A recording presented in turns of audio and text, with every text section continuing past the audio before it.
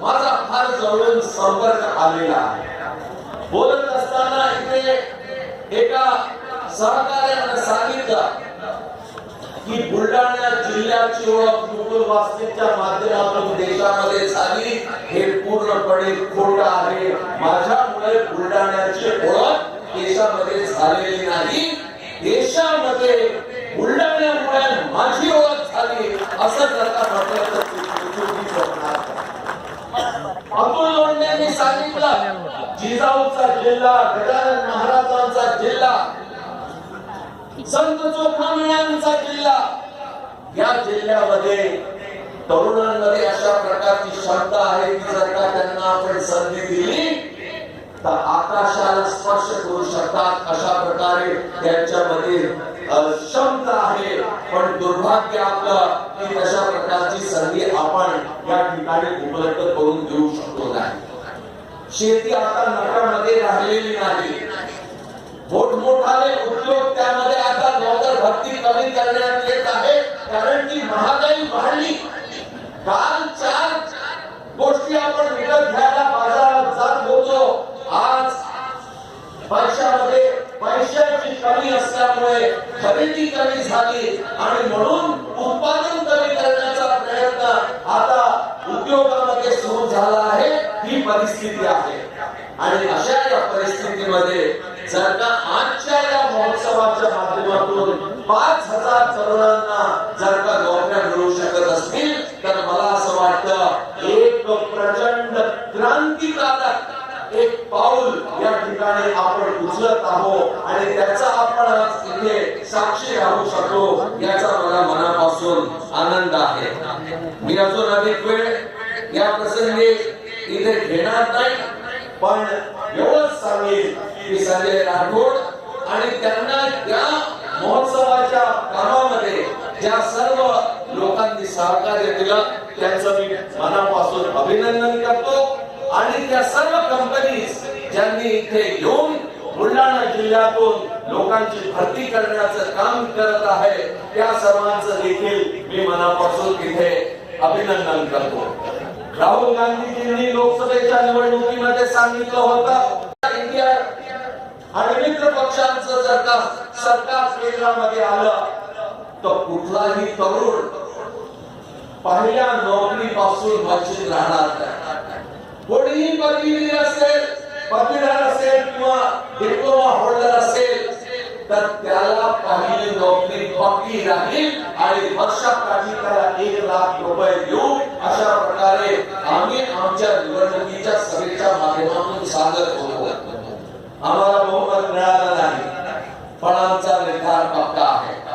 अनेक गोष्टी आम्ही लोकांसमोर बोललो आणि त्याच विचारांना घेऊन आम्ही पुढे देखील काम करणार आहे। महाराष्ट्राच्या निवडणुका लवकरच होतील।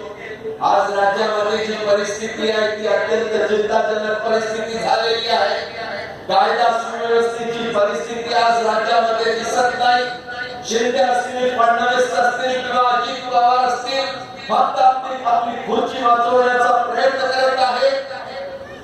लोकांचा पैसा निवडणुकीमध्ये कसा आपण विजय होऊ शकतो फक्त त्या दृष्टिकोनातून त्याचा वापर केला जात आहे। अशा लोकांना सत्तेपासून आपल्याला खाली खेचावं लागेल। कधी कधी मला आश्चर्य होतं आपल्या भागातील लोकप्रतिनिधींना देखील आज ज्यांच्या हातामध्ये सत्ता आहे अशांना आपण बघितलं तर दिसून येतं की प्रचंड प्रमाणात त्यांच्याकडे पैसा एकत्रित झालेला आहे। वाढदिवसावरती लाखो रुपयांच्या जाहिराती, लाखो रुपयांचा खर्च, अशा प्रकार जर का होत असेल तर राजकीय कार्यकर्त्यांचा लोकांच्या मनामध्ये एक फार वेगळ्या प्रकारचा विचार सुरू होऊन जाईल।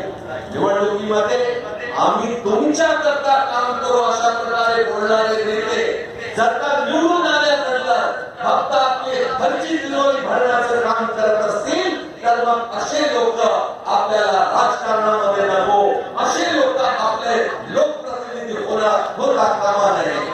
निवडणुकीमध्ये येऊन आश्वासनं देतील आणि नंतर पाळणार नाही, याकरता आपल्याला स्वतः आता मतदार राहून जागरूक राहण्याचं काम करावं लागेल।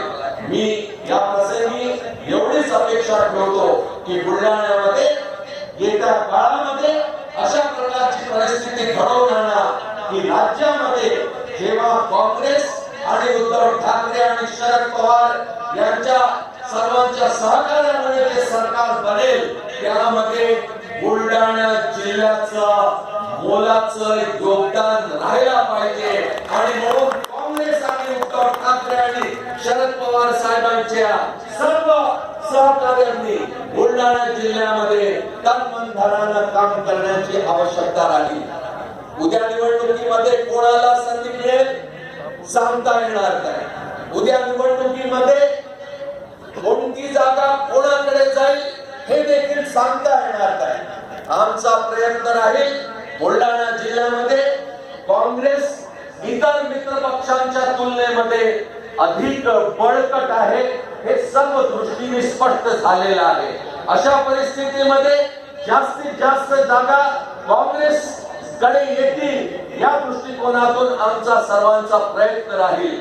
पण त्यानंतर निवडणुकीमध्ये ज्याला जी जागा मिळेल ज्या मित्र पक्षाला मिळेल त्याला आपण कसं निवडून आणू शकतो तो प्रयत्न करावा लागेल. उमेदवार कोणीही असला तरी आपला प्रयत्न या दृष्टिकोनातून ठेवावा लागेल की राज्यामध्ये जेव्हा आमचं सरकार बनेल तर त्यामध्ये बुलढाण्याची महत्वाची भागीदारी राहायला पाहिजे. 1-2 आमदारांना आपलं काम भागणार नाही. आपल्याला 7 पैकी किमान 5 ते 6 जागा आपल्याला काँग्रेस आणि मित्र पक्षाच्या निवडून आणण्याच्या दृष्टिकोनातून प्रयत्न करावे लागतील. एवढंच बोलतो. पुन्हा एकदा संजय राठोड आणि त्यांच्या सर्व सहकाऱ्यांचं अभिनंदन करतो.